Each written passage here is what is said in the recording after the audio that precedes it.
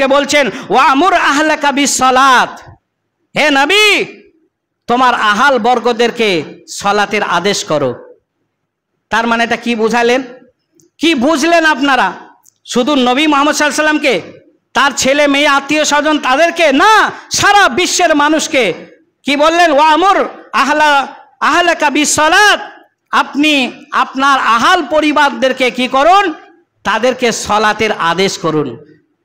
ওয়াসতাবির আলাইহা, এবং আপনি নিজেও তার উপরে অবিচল থাকুন, প্রতিষ্ঠিত হন, আপনি নিজেও তার উপরে। এই দেখেন এখানে অন্য জায়গা থেকে একটা কথা, কু আনফুসিকুম আহলিকুম নার, তুমি বাঁচো জাহান্নামের আগুন থেকে এবং তোমার আহাল পরিবারকে বাঁচাও। তারপরে দেখেন এখানে চলে আসেন ওয়াসতাবির আলাইহা, আপনি নিজে অবিচল থাকুন, প্রতিষ্ঠিত করুন সালাতকে, তারপরে আপনার আহাল পরিবারকে করুন। আল্লাহ রাব্বুল আলামিন বললেন, অনেক সময় দেখেন না, সেদিনকে বাজারে, বেশি দূর নাই, ইলাম বাজারে, আমার ঠিক মনে পড়ছে না, মনে হয় যেন কোরবানির আগে কি ঈদের আগে হবে, হাজি সাহেব আর আমি মসজিদের একটা মাল কিনতে গিয়েছি একটা দোকানে, ওই বোলপুর রোডে যেতে ডান সাইডের দোকানটার নাম মনে পড়ছে না, তার দোকানটায় ঢোকা মাত্রই ম্যানেজার, মানে যে মালিক আছে তার পাশে একজন ম্যানেজার, সে তখন পেছন থেকে বলছে ঢুকেন না, এইভাবে হাত দিয়ে ইশারা করছে ঢুকেন না। আমি তখন হাজি সাহেবকে বলছি কি ব্যাপার, আমরা দোকানে মাল আছে কিনা জিজ্ঞাসা করবো, লোকটা হাত ইশারা করছে কেন? আমার একটা ধারণা যেটা সেটা সত্য হয়ে গেল। কি, এ মাদ্রাসা মসজিদের হয়তো আদায় করতে এসেছে মাল, মাথায় টুপি আছে আর লম্বা পাঞ্জামি আছে, এ নিশ্চয়ই কোনো মাদ্রাসা মসজিদের ফকির হবে, ওই জন্য দোকানটা হিন্দু মালিক, তাই আগে করে আমি নিষেধ করলাম। পরে জিজ্ঞাসা করলাম তাকে, ভাই তুমি আমাকে নিষেধ করলে কেন? তা বলছি আমি ক্ষমা করবেন, আমি ভুল বুঝেছিলাম, আমি ভাবলাম হয়তো মাদ্রাসা মসজিদের আদায় করতে আসেন, তাই মালিকটা তো হিন্দু, দেবে না, ওই জন্য আপনাদের ইশারা করলাম। কথাটা কেন বললাম কিছু বুঝলেন? ওই মালিকের কথাটা আপনাদেরকে কেন বললাম কিছু বুঝলেন না? কচু সাধ্য করে খেয়ে নিলেন আপনারা? আল্লাহ পাক রব্বুল আলামিন নবী মুহাম্মদ রাসূলুল্লাহ সাল্লাল্লাহু আলাইহি সাল্লামকে কি বললেন দেখেন, ওই কথাটাই আপনাদেরকে বোঝাচ্ছি। লা নাসআলুকা রিজকান, লা নাসআলুকা রিজকান মানে হলো আল্লাহ পাক রব্বুল আলামিন নবী মুহাম্মদ রাসূলুল্লাহ সাল্লাল্লাহু আলাইহি ওয়াসাল্লামকে যখন বললেন ও আমর আহলাকা বিসসালাত, আপনি আপনার আহাল পরিবারকে সালাতের আদেশ করুন, ওয়াসতাবির আলাইহা, এবং তার উপরে আপনি অবিচল এবং প্রতিষ্ঠিত হন। এই কথাটা বলার পরে হয়তো ভেবে নেবে, মানুষ ভাববে আল্লাহ আমার কাছে কিছু চাচ্ছে নাকি। ওই কথাটা আল্লাহ রাব্বুল আলামিন মানুষের ভুলটা বুঝে আগে কি করলেন, আগে প্রতিরোধ করলেন, আগে মানে আল্লাহ রাব্বুল আলামিন জানিয়ে দিলেন কি, যে লা নাসআলুকা রিজকান, বান্দারে তুমি শুনে নাও, বুঝে নাও, আমি আল্লাহ তোমার কাছে রিজিক চাইনি। হয়তো তুমি ভাববে আমার কাছে রিজিক চাচ্ছে, না, আমি আল্লাহ তোমার কাছে রিজিক চাইনি। নাহানু নারযুকুকা, তোমার কাছে রিজিক তো চাইনি, আমি আল্লাহ তোমাকে রিজিক দিয়ে থাকি, আমি তোমাকে রিজিক দিয়েছি। তবে শুনে নাও, ওয়াল আকিবাতু লিত্তাকওয়া, এবং এই যে উপভোগগুলা করবে কারা? যার ভেতরে আল্লাহর ভয় আছে, তাকওয়া, পরহেজগার, মুমিনারা, মুত্তাকিন যারা, তারাই। তাই এত কথা বলার আগে 7 জন হাত তুললেন, দেখি আর কয়জন আছেন বাকি, যে আমরা আজ থেকে 5 ওয়াক্ত নামাজটা কমপক্ষে আদায় করব ইনশাআল্লাহ। দেখি বাকি কোটা। আলহামদুলিল্লাহ 8 জন হয়েছে। আর কে আছেন? আর কে আছেন? 25 বছর বক্তব্য রেখে যে ফলটা হবে না, সেই ফলটা আজকে হবে, আমি আশা করছি। আল্লাহর উপরে তাওয়াক্কুল করু, আলা রাব্বিহিম ইয়াতাওয়াক্কালুন, আমি আল্লাহর উপরে 100% বিশ্বাস রেখে বলছি, আজকে যে নামাজি নামাজ ধরবে তার পূর্বের সমস্ত গুনাহকে গফিরা লাহু মা তাকাদ্দামা মিন যামবিহি, সমস্ত গুনার খাতাকে আল্লাহ ক্ষমা করে দেবে। বলে আলহামদুলিল্লাহ, বলি আলহামদুলিল্লাহ, একবার ইনশাআল্লাহ হোক। কই নামাজিগুলা তুলছেন কেন গো? আমি বুঝতে পারছি না, চেহারাগুলো আমি চিনি না, কোন মালগুলো নামাজ পড়ে না পড়ে আমি জানি না। 2 বছর ভাত খাওয়া হয়ে গেল যাদের, তাদের পাত এত ভুলে যাব আমি?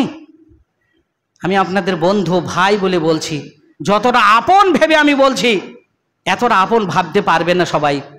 আমি যতটা আপন ভেবে আপনাদেরকে কাছে টেনে নিতে যাচ্ছি, একটু আসুন না আমার সাথে, সালাত আদায় করেন। কই গো, লেট্রিনে যারা লুকিয়ে থাকা সে মালগুনা কই? বাঁশতলায় যারা লুকিয়ে থাকে সে মালগুনা কই? হ্যাঁ কই গো, ট্র্যাক্টরের তলায় লুকিয়ে থাকে সেই মালগুনা দেখতে পাচ্ছি না কেন? সব মনে আছে আমার, ভুল ভাববেন না বাবর ভুলে গেছে, এ ভোলা মাল নয়, সব মনে আছে। কোথায় কি ঘটাচ্ছেন, কোথায় কি রটাচ্ছেন, সব একটা একটা করে মনের খাতায় লিস্টি করে রেখেছি। শুধু আপনাদেরকে কাছে পাচ্ছি না, যার কারণে মন খুলে কথা বলতে পারছি না। তাই কাছে পেতে গেলে আপনাদেরকে আগে সলাত আদায় করতে হবে। যদি সলাত আদায় না করেন তাহলে কোনো লাভ নেই, কোনো লাভ নেই। ভাই বন্ধুরা আমার, আবার দেখেন বলছি দুটো কথা। একটা বেনামাজি জানাজা পড়ে নিলেন, পড়লেন তো? আচ্ছা, জানাজা পড়ার পরে ইমাম সাহেবকে বললেন আমার আব্বার লাশটা একটু নামিয়ে দেন তো, বলেন তো, আপনার বলেন, আমার আব্বার লাশটা একবার নামিয়ে দেন। আব্বা নামাজি ছিল না। আচ্ছা, ইমাম সাহেবও মিথ্যুক এবং মুয়াজ্জিন সাহেবও মিথ্যাবাদী। কেন? লাশটা এইভাবে ধরে বলছে ইন্না সলাতি, বলেছে কি বলেছে? মিনহা খলাকনাকুম বলেছে? না বলেনি। কি বলেছে গো? হ্যাঁ, বিসমিল্লাহে বিসমিল্লাহে ওয়া আলা মিল্লাতি রাসূলিল্লাহ, আমি আল্লাহ এবং রসুলের নাম নিয়ে এই মাইয়াতকে কবরে শুইয়ে দিলাম। এটা সত্য শপথ না মিথ্যা শপথ হলো? সবাই বুঝতে পারলেন না তো? 100% মিথ্যা হলো এটা। এই মৌলবীর পাছা তো আঝরা মাস ভরবে, মুয়াজ্জিনেরও আঝরা মাস ভরবে, আর গ্রামগঞ্জে যারা মানে মোরল মাতবর আছে সবারই আঝরা ভরবে, ছাড়বে না কাউকে। এত বড় মিথ্যা শপথ কেন বললে? ভালো করে শুনেলেন। মুসলমান হতে গেলে এক ফার্স্ট আপনাকে শপথ বাক্য করতে হবে, ইন্না সলাতি ওয়া নুসুকি ওয়া মাহিয়া ওয়া মামাতি লিল্লাহি রাব্বিল আলামিন। এই শপথ বাক্য করতে হবে এক ফার্স্ট আপনাকে, তবে আপনি মুসলমান খাতায় নাম তুললেন। এইবার আপনাকে এক এক করে আপনাকে এগিয়ে যেতে হবে। বেনামাজির জানাজা নাই, বেনামাজির দাফন নেই, বেনামাজির জন্য দোয়া পর্যন্ত নাই। বেনামাজি বাপ মারা গিয়েছে, ছেলে এখন করুণ শুনে কান্না করছে, মৌলানা 40 বিঘে সম্পত্তির মালিক আমি, এখন বাবা মারা গেছে, আমি 10 বিঘে মসজিদের নামে দিলাম, একটু আব্বার জন্য দোয়া করে দেন। হ্যাঁ, আমি দোয়াটা করব, কেন করব? জমিটা দেবে না বলে। জমিটা নেবার জন্য হয়তো দোয়াটা করব, কিন্তু এক চুল কাজ হবে না। কেঁদে কেঁদে যদি আমি মৌলানা বাবর যদি চোখের পানি শেষ করে দিই, আর ছেলে আব্দুর রহমান সেও যদি চোখের পানি শেষ করে যদি রক্ত বার করে দেয়, তবু এক চুল কোনো উপকার হবে না। কেন? কাঁধে জোয়ালই নেই। জোয়াল বলেন না কি বলেন তাও জানি না। তা কাঁধে জোয়াল যার নেই, সেই গরুর মানে পেছন ধরে যতই ঠেলেন না কেন, গাড়ি উঠবে? উঠবে না। আগে সলাত আদায় করুন, কাঁধে জোয়ালটা তুলেলেন, তারপরে কোথাও কাদায় আটকে গিয়েছে, কি পাথরে হয়তো আঘাত খেয়েছে, একটু ঠেলা দিলি উঠে পড়বে। তার মানে একটু ঠেলা মানে কি? সাদাকা। একটু ঠেলা মানে দান, একটু ঠেলা মানে দোয়া, একটু ঠেলা মানে এহসান। এই যাবতীয় এগুলা করলে একটু একটু ঠেলা দিলেই উঠে যাবে গাড়ি, নচেত উঠবে না। ভাই ও বন্ধুরা আমার, কথাগুলা বললাম, আমি আমার কথা বলিনি, কোরআন এবং হাদিসকে সামনে রেখে বলেছি। এর মধ্যে যদি আপনাদের কাছে কোনো আঘাত মনে হয় যে ব্যক্তিগত আমাকে ধরে করলো আঘাতটা, আস্তাগফিরুল্লাহ, আমি ক্ষমা চেয়ে নিচ্ছি। কোনো মানুষকে ব্যক্তিগত বলছি না, তবে আপনাদেরকে অতি ভালোবেসে ফেলেছি, আপনারাও আমাকে ভালোবেসেছেন। নাহলে ভালোবাসায় মিল না হলে কখনো এই কথাগুলো বার হয় না। তাই আমি আপনাদেরকে করজোরে আবার অনুরোধ করছি, হাত হয়তো আপনারা ভাবছেন আমি ওঠাইনি বলে আমি ফাঁক পড়ে গেলাম, না, এ ফাঁকে কোনো লাভ নেই, এ ফাঁকে লাভ নেই। তার কারণ এমন একটা জালে পড়ে যাবেন, সেদিন আর কেউ ছিঁড়ে বার করতে পারবে না। তাই আমি আপনাদেরকে করজোরে অনুরোধ করছি, যারা এখনও পর্যন্ত এই অবহেলায় কাটাচ্ছেন, এই বেনামাজি অবস্থায় কাটাচ্ছেন, এমনকি যদি আপনার ইসলাম ধর্ম ভালো না লাগে, ইসলাম থেকে আপনি পিছিয়ে যান। কেন? বলা হয়েছে গায়ের মুসলিম হয়ে যান, মদ পান করতে পারবেন, সেখানে বিভিন্ন রকমের সুন্দর সুন্দর সুশ্রী মানে নারী নিয়ে আপনি খেলাধুলা করতে পারবেন। দুনিয়ার উপভোগগুলা কেন ছেড়ে দিচ্ছেন আপনারা? মুসলমান নামধারী মুসলমান হয়ে এগুলা তো আপনার হারিয়ে যাচ্ছে। আপনি একটু হিন্দু হয়ে যান, খ্রিস্টান হয়ে যান, একটু বাগদি মুচি চামার হয়ে যান না কেন? দেখেন সেখানে গিয়ে অনেক মুনাফা আছে, সেখানে লুটতে পারবেন। খামোখায় মুসলিমের খাতায় নাম রেখে ওগুলা সব হারিয়ে ফেলছেন আপনারা। আবারও কথা বলছি আপনাদেরকে, ভাইয়ের মতন, বন্ধুর মতন, আপনাদেরকে এত কথা বলার উদ্দেশ্য একটি, আপনারা আমার এই সলাত নামে বক্তব্যটা বন্ধ করতে পারবেন। আমার এই নামাজ করে বক্তব্যটা বন্ধ করতে পারবেন। মৌলানা বাবরকে আর এই সাকরগাছার মাটিতে নামাজ নিয়ে বক্তব্য রাখতে দেব না, তার মানে আমরা সবাই 5 ওয়াক্ত নামাজি হয়ে যাব, পারবেন না। আপনি ফজরে আজান শুনছেন, হাইয়া আলাস সালাহ হাইয়া আলাল ফালাহ আসসালাতু খায়রুম মিনান নাওম, এই শব্দ 3টে শোনার পরে নামাজ পড়তে আসলেন। আপনার ছেলে বিছানায় ঘুমাচ্ছে, আপনার মেয়ে বিছানায় ঘুমাচ্ছে, আপনার বৌমা আপনার বেটি বিছানায় ঘুমাচ্ছে, আপনি বলছেন আমি মুসল্লি। না, এটা 100% মিথ্যা কথা, এটা 100% মিথ্যা কথা। এই ধোঁকাবাজি কথা চলবে না, আপনার নামাজ কবুল হবে না, হবে না, হবে না। আপনার ছেলেকে তুলতে পারলেন না, আপনার বিটি আপনার বৌমাকে আপনি জাগাতে পারলেন না, আপনি একা কি করতে নামাজ পড়তে আসলেন? কখনোই আপনার নামাজ হবে না, আপনার নামাজ শুদ্ধ হবে না, নামাজ সঠিক জায়গায় পৌঁছাবে না। ভালো করে শুনেলেন, আপনি তেমাতায় বসে রয়েছেন, সেখানে হয়তো 25টা লোক বসে রয়েছেন। বসে থাকা অবস্থায় হঠাৎ করে একটা 5 বছরের একটা শিশু বাচ্চাকে বলছে, ও চাচা বাড়িতে আগুন লেগেছে। 5 বছরের একটা শিশু গিয়ে বলল 25টা লোকের ভেতরে, চাচা বাড়িতে আগুন লেগেছে। বলুন কোন চাচা বসে থাকবেন? কোন চাচা ওই 25টা লোকের সাথে গল্প করবেন? তেমাথায় চৌমাথায় বসে থাকবেন? একটা লোক হাত তুলে বলতে পারবেন? কোন নির্বোধ লোকটা বসে থাকবে?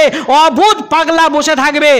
আমার তো মনে হয় না পৃথিবীতে এমন কোনো পাগলা আছে যে এই আগুন লেগেছে বাড়িতে শব্দ শোনার পরে, আরে আমার বাড়িতে না হোক আমার প্রতিবেশীর বাড়িতে আগুন লেগেছে, এতটুকু শোনার পরও মানুষ বসে থাকতে পারে না। আর তুমি আজান শুনে ছেলে বউ বিটিকে বাড়িতে ঘুম পাড়িয়ে তুমি নামাজ পড়তে আসছো মানে? যে আগুনটা 69 বার পানিতে ধৌত করে দুনিয়াতে আসলো, আর এই আগুন থেকে বাঁচার জন্য তুমি লুঙ্গি খুলে গেছে তাও তুমি ছুটছো। আর যে আগুন আজ থেকে 69 গুণ তার তীব্র, তার শক্তি বেশি, সেই আগুন থেকে বাঁচানোর জন্য বউ বিটিকে তুমি তুলতে পারলে না? ছেলের গায়ে তুমি হাত বোলাতে পারলে না? দরজায় গিয়ে বলতে পারলে না, আব্দুর রহমান, আব্দুল সাত্তার, কে বেটা আজান হয়ে গেছে, চলো নামাজ পড়তে যেতে হবে। এখন যদি জোরে দরজায় আঘাত করেন, দরজা যদি ভেঙে ফেলেন, তাহলে ওই ছেলে ঘর থেকে, আমাদের বাংলা বর্ধমানের ভাষায় বলে হুড়কো, আপনারা কি বলেন জানি না, ওই হুড়কোটা নিয়ে এসে আপনার আগে হুঁটো ছাড়াবে। তোমার হুঁশ বলতে কিছু নেই, ঘুমিয়েছিলাম, ঘুমন্ত মানুষকে কিভাবে তোলাতে হবে। তার মানে কি, একটা প্রতিমা যারা তৈরি করে, একটা ঠাকুর যারা তৈরি করে, তৈরি করতে করতে যদি মনে করে নাকের একটা ছিদ্র আমি একটু ছোট করব, একটু বড় করব, এটা কতক্ষণ সম্ভব? যতক্ষণ নরম থাকবে, কাদা থাকবে, ততক্ষণ সম্ভব। যখন শুকিয়ে ঠনঠনে হয়ে যাবে, তখন যদি একটা ঠাকুরের নাকের ছিদ্র যদি মনে করে বড় করব, ভেঙে যাবে। তার মানে মরু আওলাদ এখন শব্দ এসেছে হাদিসে, বলা হয়েছে শিশু অবস্থায় 7 বছর থেকে ট্রেনিং দাও, 10 বছরে লাঠি ধরো, সেই ছেলেটা নামাজি হবে। 7 বছর, 10 বছর, 24 বছর পদার্পণ করেছে, ছেলেকে কোনোদিন বললে না। আজ মৌলানা বাবরের কথা শুনে 27 বছরের ছেলের দরজায় আঘাত করে বলছো বেটা আজান হয়েছে, হুঁশ নাই? এই ভাষায় বলতে যাবেন না, হুঁটো ছাড়িয়ে দেবে মেরে। হুঁটো ছাড়ানো কাজ করবেন না। কিভাবে বলবেন? আওয়াজ না করে হালকা করে মারবেন, কে? আমি তোমার আব্বা বলছি, বেটা আজান হয়ে গেছে, বৌমাকে উঠিয়ে দাও। আমি তোমার আব্বা বলছি গো রহমান, আমি তোমার আব্বা বলছি, ওঠো ওঠো বাবা আমার, ওঠো সোনা আমার, ওঠো। বৌমা খাদিজা, খাদিজা মা ওঠো, খাদিজা উঠে পড়ো মা, আজান হয়ে গেছে মা, চলো মসজিদে না যাও, বাড়িতে নামাজটা পড়ো, ওঠো মা। আবার উজু করে এসে, রহমান, আব্দুর রহমান উঠেছো বাপ? খাদিজা উঠেছ? হ্যাঁ মা ওঠো, ওঠো, উঠে পড়ো। এই দেখেন, এইভাবে তেল মাখাইতে হবে। তেল মাখানো বোঝেন না? আপনাদের স্ত্রীরা দেয় না মনে হয় পায়ে তেল, ওইভাবে তেল মাখাইতে হবে। এখন এই তেল আর মানবেদ করতে হবে। আর এখন ওই জোরে জোরে ধাক্কা মেরে আর হবে না, ধাক্কা মারতে গেলে হুঁটো ধাক্কা আগে দিয়ে দেবে। এই হুঁটো ধাক্কা না খেয়ে এইভাবে তেলি তেলি বলুন, পায়ে হাত বলি, গায়ে হাত বলি, বলুন বেটা চলো নামাজটা পড়ো, বেটা যাক তোমাকে আজ ব্যবসায় যেতে হবে না, আজ তোমাকে মাঠে যেতে হবে না, চলো নামাজটা, শুক্রবার না, চলো আধ ঘন্টা আগে পৌঁছাতে হবে। এইভাবে কাজ করুন, তবে বাঁচতে পারবেন, নচেত বাঁচতে পারবেন না। ভাই আমার অনেক কথা বলে ফেললাম, আমি আপনাদের কাছে ক্ষমার পাত্র, ক্ষমা চেয়ে নিচ্ছি। যদি ভুল ত্রুটি হয়েও যায় ভাষান্তরে, আপনারা নিজের ভাই মনে করে, বন্ধু মনে করে ক্ষমার চোখে দেখবেন। আমি আপনাদের জন্য দোয়া রাখি, আল্লাহ এদের অতক্ষণ তুমি মৃত্যু দিও না, যতক্ষণ এরা খাঁটি মুসলমান না হতে পেরেছে। দোয়াটাও একটু বেরোলো না, কিছু খান নাই সকাল থেকে। আল্লাহ এদের মৃত্যু অতক্ষণ ঘনিয়ে দিও না যতক্ষণ এরা মুসলমান না হয়েছে। আল্লাহ এদের রুজিতে তুমি বরকত দিও। আল্লাহ এদের সংসারে তুমি বালা মুসিবত দূর করে দিও। আল্লাহ স্বামী স্ত্রী বাপ বেটা আত্মীয় স্বজনের সাথে মিল মোহাব্বত বানিয়ে দিও। আল্লাহ যার সাথে যেমন সম্পর্ক রাখলে নবী মুহাম্মদ সাল্লাল্লাহু আলাইহি ওয়াসাল্লামের মানে সুপারিশ পাওয়া যাবে, আল্লাহ তোমার আরশের নিচে ছায়া পাওয়া যাবে, সেই পথের পথিক তুমি বানিয়ে দিও। রব্বানা তাকাব্বাল মিন্না ইন্নাকা আনতাস সামিউল আলিম। আমিন।